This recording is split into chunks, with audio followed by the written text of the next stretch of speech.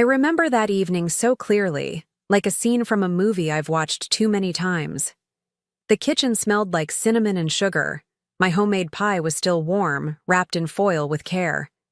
I added 2 slices of his favorite chocolate cake, the kind he always asked for on his birthday. Tucked between them was a note I had rewritten 5 times, trying to find the perfect balance between "I miss you" and "I love you."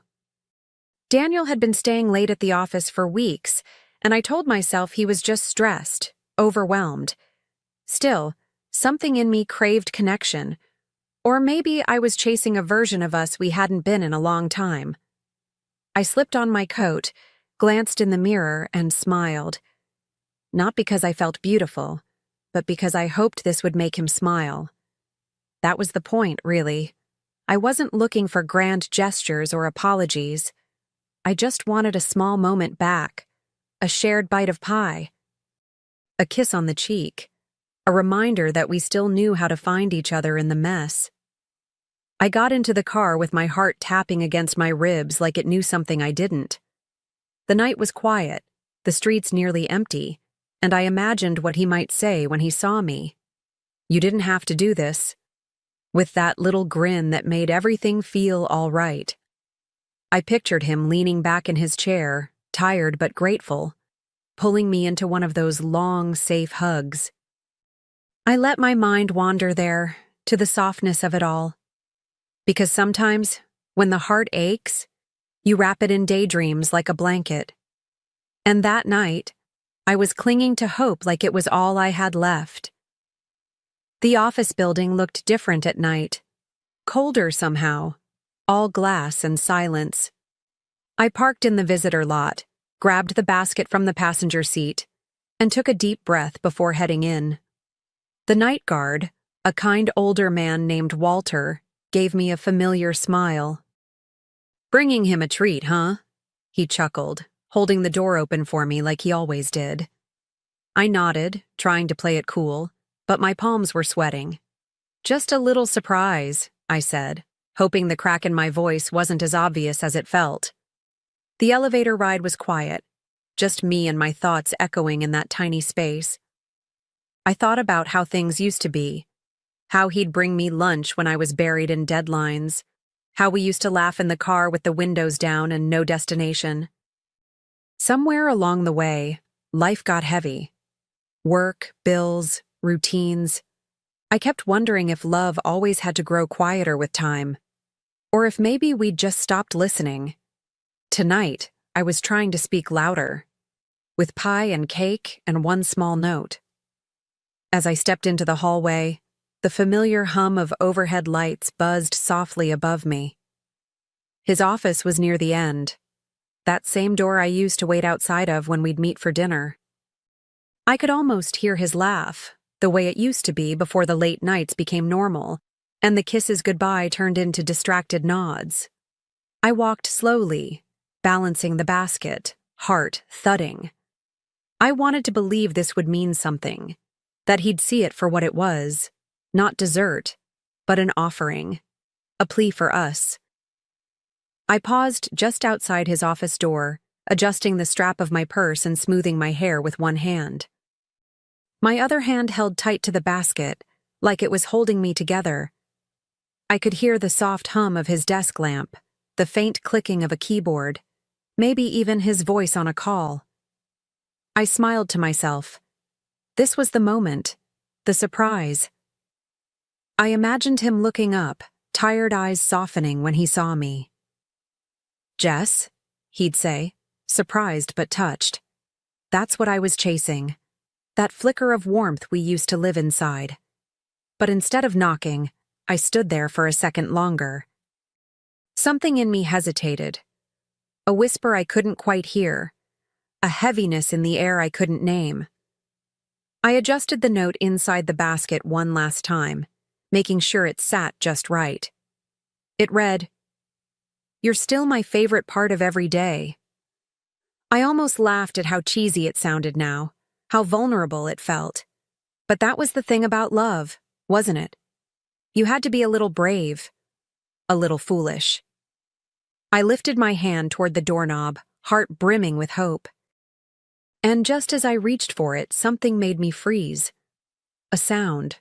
Soft. Breathy. Laughter. A woman's laugh. Then a voice, low and familiar, murmuring something I couldn't make out. My fingers hovered in the air, trembling. I leaned closer, barely breathing. Through the crack in the door, a sliver of light poured out. And what I saw on the other side? That changed everything.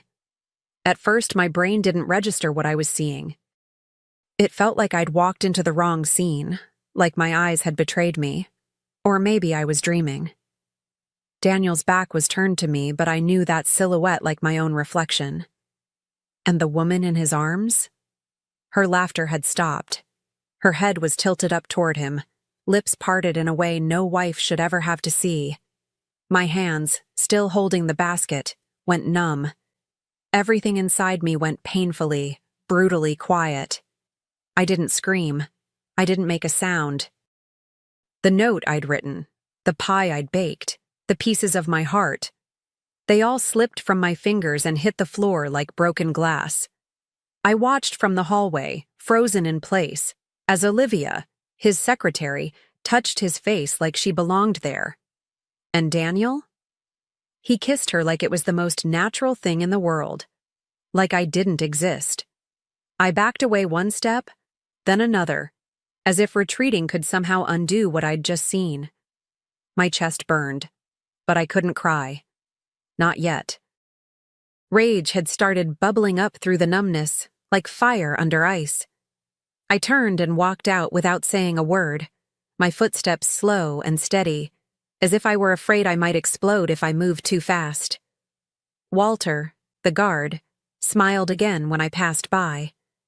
But I couldn't meet his eyes. I felt like a ghost, hovering in my own life, watching everything unravel. And as I stepped into the cold night air, one truth settled over me like a storm cloud. This wasn't just betrayal. It was war. The ride home was a blur. I don't remember the turns I took, the red lights I stopped at, or the songs playing on the radio. I just remember gripping the steering wheel like it was the only thing tethering me to reality. Every breath hurt. Not in a dramatic way. In a quiet, dull, soul-deep ache. I kept hearing that laugh. Hers. Over and over again. Like it had been stitched into my memory in permanent thread.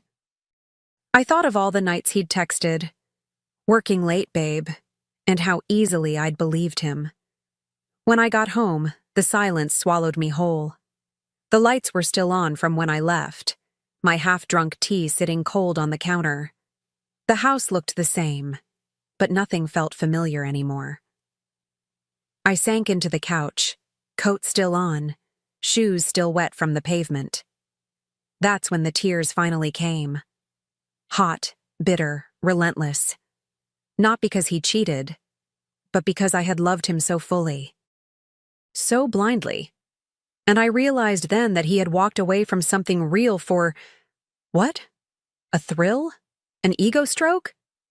But the sadness didn't last long, because something else had started to rise up inside me. Something darker, sharper. Rage. And not the kind that burns out quick. No. This was a quiet kind of fury, the kind that plans, that calculates, that waits. I wiped my tears and sat up straighter, breathing in the bitterness and letting it settle. I wouldn't beg. I wouldn't scream. I'd think. And then I'd make damn sure they both remembered who I was. I walked into the kitchen and stared at the second slice of cake still sitting on the counter. Untouched, innocent. I picked it up slowly, ran my thumb along the edge of the plate, and then dropped it straight into the trash. There was no poetry left in that cake, no sweetness in any of it, just crumbs. Crumbs of who I had been. And that woman, the one who baked pies and wrote notes and hoped her husband would come home with a kiss, she died the moment that office door cracked open. But something else was born in her place. Not a monster, no. I wasn't about to turn into someone bitter or cruel. But I was about to become someone with teeth. Someone who didn't just take the hit and crawl away. I sat down with a pen and paper, not to write another note, but to make a list. My hand was steady now. No more trembling. No more hoping. Just clarity. I would give him one final gift, not wrapped in foil or tied with a ribbon. This one would be cold, calculated, and unforgettable. Because if Daniel thought that moment in the office was the end of the story, he was wrong. It was just the crack that split the ground open. What came next would be the real shock. And I already knew exactly how it would start. Sleep never came that night. I lay in bed, eyes wide open, staring at the ceiling like it might offer some kind of answer. But I didn't want comfort anymore. I wanted control. By morning, my tears had dried into something solid, something focused. I opened Daniel's laptop, the one he forgot to log out of before leaving for work, and started digging. Emails, messages, calendar events that didn't quite add up. It was all there, waiting, like breadcrumbs he'd never expected anyone to follow. I didn't just want proof. I wanted a pattern. I mapped out dates and times, hotel bookings tucked under vague client dinners, texts that read like they came from a romance novel no one should be living while married. He had been so careless, so smug. And Olivia? She wasn't innocent either. I found her messages too, always sent after hours, always signed with little hearts. I read everyone. Not to torture myself, but to sharpen my strategy. And slowly, a plan began to take shape, clear as glass and twice as dangerous. By the third cup of coffee, I had everything I needed. But I wasn't going to confront him. Not yet. That would be too easy. Too quick. No, I wanted it to sting. To echo. That's when I thought of Olivia's husband. A man I'd met only once, at some company picnic, quiet and polite. The kind of man who looked like he still believed in honesty. I tracked him down through a shared address in an email thread. Then I sent him a message. Just one line. We should talk. I think we've both been sleeping next to strangers. He replied within the hour. His name was Aaron. The message was short, cautious, but something in it told me he already knew. Maybe not the whole truth, but enough to feel the tremble under his feet. We met that afternoon at a cafe just far enough from the office, the kind of place where no one asked questions. When he walked in, I recognized the same look I'd worn in the mirror the night before. Hollowed-out shock, barely hiding the storm beneath. We didn't exchange small talk. There was no need. I slid a manila folder across the table. He didn't open it right away, just looked at me, jaw tense, eyes heavy. Thank you, he said quietly, and I understood it wasn't gratitude. It was grief. Then he flipped it open and saw what I'd collected. Printed screenshots, overlapping calendars, images I never wanted to see again. He didn't flinch. Just nodded once, like this was the final confirmation of something he'd been trying not to believe. And then he asked the same question I'd been circling for hours. What do we do now? I didn't smile. I didn't blink. I told him calmly that they didn't deserve privacy, not after the way they'd violated our trust in the shadows. I wanted this to be public, not dramatic, not petty, visible. Corporate policy was clear. No undisclosed relationships, especially between manager and subordinate. I had the handbook saved on my desktop. Aaron agreed. They won't see it coming, he said, voice low and steady. I nodded. Exactly. And that's when we began building the perfect reveal. The days that followed felt different. I wasn't waiting around anymore, hoping he'd come home with some pathetic excuse. I had purpose now. Every free moment was spent organizing, refining, preparing. Aaron and I shared information quietly, like co-conspirators in a silent war. We combed through office chatter, policy memos, even social media breadcrumbs. It was astonishing how reckless they had been. Lunch breaks that lined up too often, business trips that mysteriously overlapped, whispers from coworkers that suddenly made perfect sense. At night, I would lie in bed, phone in hand, going over the timeline one more time. I wasn't obsessing. I was orchestrating.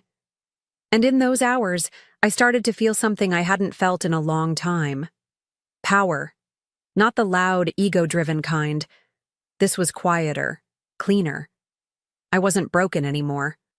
I was building something. A reckoning. And the thought of Daniel standing there, blindsided and speechless, gave me just enough warmth to sleep soundly for the first time in weeks. The final detail fell into place when the company announced their annual gala, a celebration of milestones, of family values, and leadership excellence. It was perfect. A stage, an audience, and both of them dressed to impress. I RSVP'd with a smile and picked out a dress that made me feel like the woman I used to be. Before lies, before silence, before betrayal. This wasn't just revenge. It was a reminder of who I am, and exactly what I'm capable of when pushed too far. The night of the gala arrived like a performance I'd been rehearsing in my mind for days. The venue was glowing, chandeliers, soft jazz, glasses clinking, polite laughter echoing through the hall. I stepped out of the car and into the cool air, heels clicking on the pavement, heart steady. My dress shimmered under the lights, tailored just enough to remind Daniel what he'd lost, and what he'd underestimated. As I walked in, heads turned. Not because of the dress, really, but because I looked unshaken, controlled, radiant. Daniel didn't see me right away. He was near the stage, playing the charming executive, arm draped casually around Olivia's lower back. She looked exactly like someone who believed she'd gotten away with something. They both did. I smiled at that, not bitterly, but knowingly. Because tonight, I wasn't just his wife. I was the storm they didn't bother to check the forecast for. I greeted a few familiar faces, all of them commenting on how lovely I looked. "You're glowing," someone said. If only they knew why. I waited patiently through the speeches, the toasts, the polite pats on the back. My moment was coming, and I wasn't about to rush it. When Daniel saw me from across the room, his smile faltered just slightly. Olivia turned too, her hand still on his arm. I raised my glass in their direction. Not a toast, a signal. I wasn't there to make a scene. I was there to set the stage on fire. And when the microphone was offered for a few words from the executive's wife, I stepped forward with a warmth they didn't yet know was laced with gasoline. I took the microphone with a practiced smile, the kind that looks soft on the surface but hides steel underneath. The room was hushed, polite, waiting. I scanned the crowd, pausing just long enough on Daniel's face to let him know. This wasn't going to be the toast he expected. "Good evening," I began, voice calm, almost gentle. I wasn't planning to speak tonight, but when you're married to someone as dedicated as Daniel, sometimes you feel inspired to bring a little something sweet. There was a murmur of laughter, light and unsuspecting. I turned slightly toward him. "Daniel, I brought you something, just like last week. Except this time." I reached into my clutch and pressed a button on the small remote hidden inside. "It's not cake?" Behind me, the screen on stage lit up, and silence fell over the room like a dropped curtain. Image after image appeared. Hotel entrances, kisses behind office doors, texts that read, "She'll never know." The slideshow moved slowly, deliberately. No need to rush. Gasps echoed through the room. Chairs shifted. Someone dropped a glass. I didn't flinch. I looked right at him as his face drained of color, his mouth parting like he wanted to form words and couldn't. Olivia beside him was already trembling, reaching out to steady herself. And right on cue, the ballroom doors opened. And there was Aaron. Dressed sharp, jaw clenched, holding up printed emails like evidence in a courtroom. His eyes met mine. A nod. Just one. The truth was out, and there was no crawling back from it. No one moved for a moment. It was the kind of silence that holds weight, the stunned, suffocating quiet before reputations crumble. Daniel stood there, still frozen, blinking as if he could somehow erase what everyone had just seen. Olivia's hands were shaking. Her boss, her colleagues, even her friends from HR stared in horror, no one coming to her defense. I stepped down from the stage slowly, heels tapping like punctuation. I didn't need to scream. The images had already said everything. I passed Daniel as I walked off, and for a second, he tried to speak. A whisper of my name like it still belonged to him. I didn't stop. I didn't look at him. He had lost the right to my attention the second he gave it to someone else behind a locked door. Olivia turned away, burying her face in her hands. Aaron stood a few feet back, arms folded, watching it all unfold with the same stillness I felt inside. We had done what we came to do, not for vengeance, for truth, for clarity, for closure. By the time I reached the exit, the buzz behind me had turned into chaos. Whispers, gasps, people pulling out their phones, eyes darting between the stage and the accused. But I didn't need to see it. I already knew. The masks were off. The damage was done. And what I left behind in that ballroom wasn't just a broken man and a scandal. I left behind a chapter, a version of myself who stayed silent. She was gone. What came next? That was mine to write. The morning after the gala, the headlines in Daniel's office inbox spoke louder than any apology ever could. Executive under review. Internal breach of conduct. Possible termination pending. HR didn't waste time. Olivia was escorted out before lunch, her badge deactivated, her email erased. Daniel was placed on leave. Indefinitely. Suddenly, all those long nights at the office didn't look so noble anymore.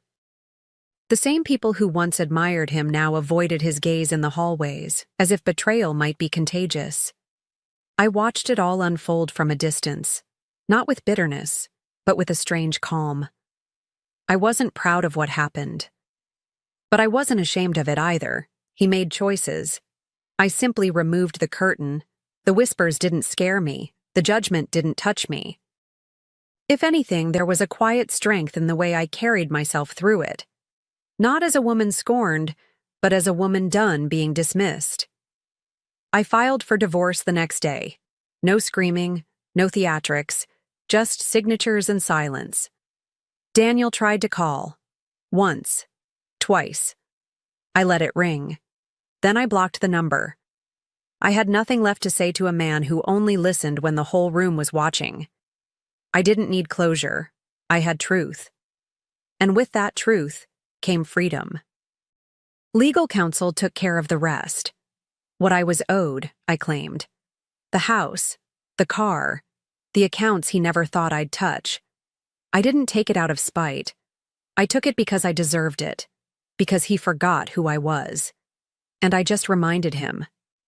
People always assume you'll fall apart after something like that you'll crawl into bed and stay there for weeks, crying over what used to be. But grief doesn't always look the way people expect. Sometimes it shows up in the grocery store aisle when you realize you don't need to buy his favorite cereal anymore. Sometimes it's in the quiet of your living room, noticing how much more peaceful the house feels without his phone buzzing at midnight. And sometimes it's just relief that he's gone. I began reclaiming the little things first. Playlists, pillows, passwords. I repainted the bedroom, donated his old books, threw out the mug he always left by the sink. It wasn't anger that fueled me. It was clarity. Every drawer I emptied, every closet I cleared, felt like I was making space. For breath. For light. For me. The woman who had stayed too quiet for too long was finally letting herself be loud, even if only in the privacy of her own home. And that silence? It didn't ache anymore. It healed. I met friends for lunch again, started saying yes to things I used to turn down. I even signed up for a baking class, not because I needed to learn, but because I wanted to share something I loved without anyone taking it for granted. The instructor smiled when I walked in, and for the first time in what felt like years, I smiled back without faking it. Life wasn't perfect, but it was mine again. And that more than any revenge or settlement was the sweetest part of all. A few weeks later, I found myself at a little cafe downtown. Nothing fancy, just a quiet spot with good coffee and a window seat I used to daydream in. I sat across from my best friend, a slice of chocolate cake in front of me, the kind I used to bake for him. But this time, it wasn't for anyone else, just me. She raised her eyebrows with a grin. "Dessert before lunch?" she asked. I smiled as I took the first bite. "I've earned it," I said. And I meant it. There was something poetic about it all. How the story that started with a pie ended with a piece of cake. Not because I needed sweetness, but because I had taken back the meaning of it. I wasn't mourning anymore. I wasn't waiting for an apology or some miracle of closure. I had already walked through the fire and come out clean. Lighter, stronger, and more certain than ever that love, real love, starts with loving yourself enough not to settle for crumbs. I looked out the window as the world passed by, feeling no rush, no ache, no unfinished business. Just peace. I leaned back in my chair, took another bite, and laughed softly to myself. He always thought I was just the woman who brought dessert. What he never realized, what she never saw coming, is that I was also the woman who brought the reckoning.